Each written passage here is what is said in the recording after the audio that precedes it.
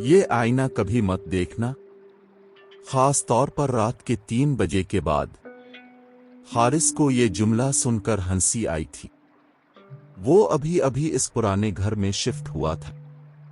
شہر کے شور سے دور ایک سنسان گلی میں واقع یہ مکان سستا بھی تھا اور بڑا بھی۔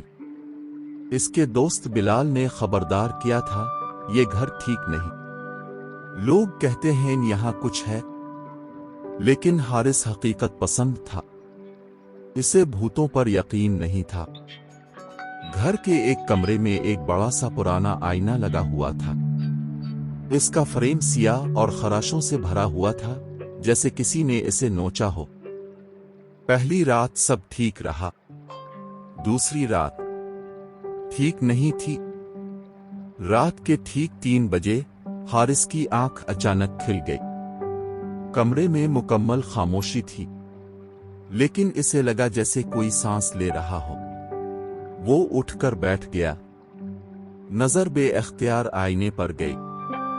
پہلے تو سب نارمل تھا، پھر اچانک اسے اپنے پیچھے ایک سیاہ سایہ نظر آیا۔ حارث فوراً پلٹا، کمرے میں کوئی نہیں تھا۔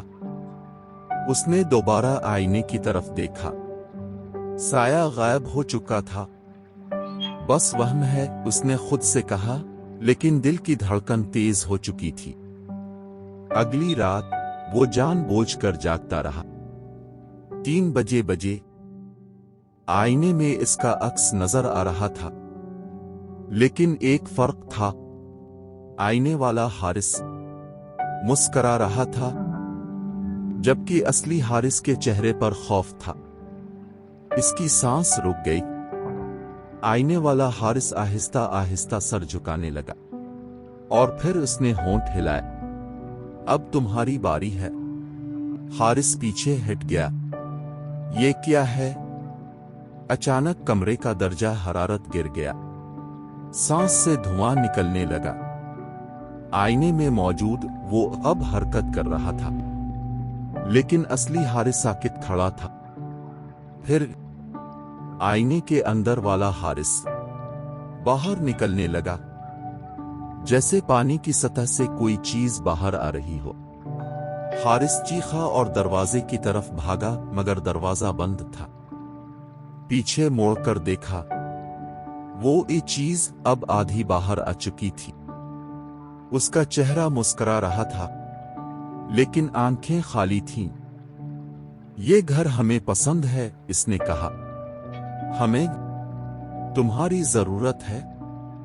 حارث نے کانپتے ہوئے ایک کرسی اٹھائی اور پوری طاقت سے آئینے پر دے ماری۔ آئینہ ٹوٹ گیا۔ کمرہ اچانک خاموش ہو گیا۔ سب کچھ ختم ہو چکا تھا، یا شاید نہیں۔ اگلی صبح بلال گھر آیا۔ دروازہ کھلا ہوا تھا۔ اندر داخل ہو کر اس نے حارث کو آواز دی، حارث! کوئی جواب نہیں آیا۔ کمرے میں جا کر وہ رک گیا۔ دیوار پر وہی آئینہ لگا ہوا تھا، بالکل صحیح حالت میں، اور آئینے کے اندر حارث کھڑا تھا۔ وہ زور زور سے شیشہ پیٹ رہا تھا، چیخ رہا تھا، مجھے باہر نکالو! لیکن باہر کھڑا حارث آہستہ سے مڑا، بلال کی طرف دیکھا اور مسکرا دیا۔ وہ چلا گیا ہے، اس نے دھیمی آواز میں کہا۔ اب میں ہوں۔ بلال کے ہاتھ سے موبائل گر گیا، اور آئینے کے اندر اصلی حارث کی چیخیں آہستہ آہستہ خاموش ہو گئیں۔